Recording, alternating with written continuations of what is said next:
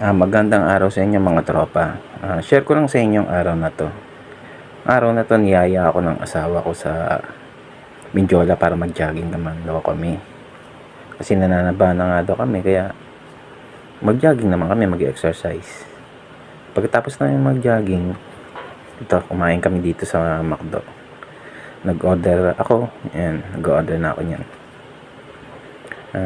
Relate ba kayo nung mga araw na dalaga at binata pa kayo? Dito kayo madalas nagdi-date at kumakain. Kami ng asawa ko hanggang ngayon ginagawa pa rin naman namin katulad nito. Ayan. Parang bonding na rin namin mag-asawa. Hindi ko nga akalain na magtatagal kami ng asawa ko. Marami kaming bagay-bagay na hindi nakapagsunduan. Marami kaming napag-aawayan. Mga bagay na hindi kami tulad na lang ng naalala ko dati. Minsan pananamit na ng anak ko, damit kung anong susuotin. Pag-aawayan pa namin yun.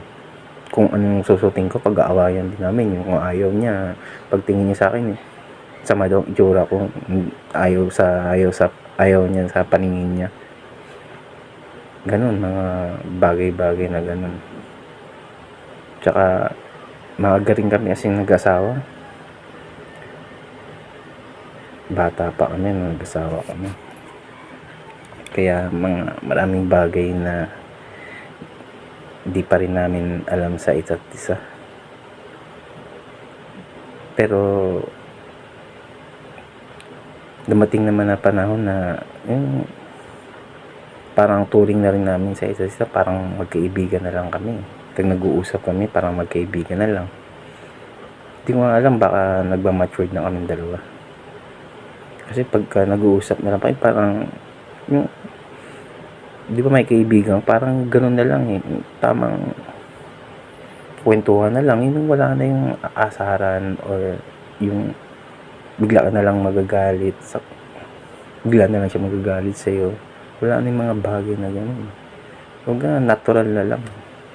Kasi siguro nga nagma-matured na kami. At hanggang ngayon kami pa rin.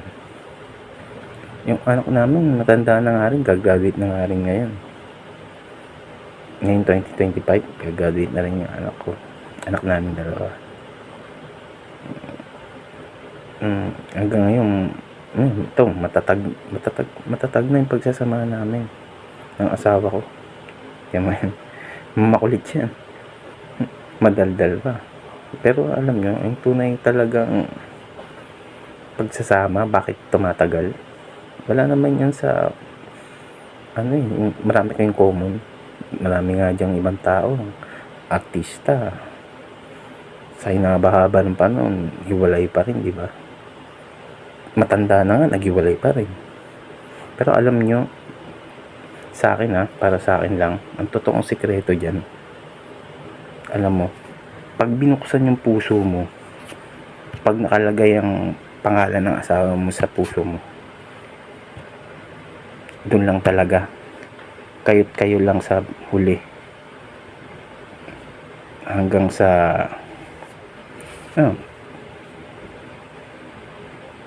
sa tumanda kayo, mamatay na kayo talaga, kasi siya yung nakalagay sa puso mo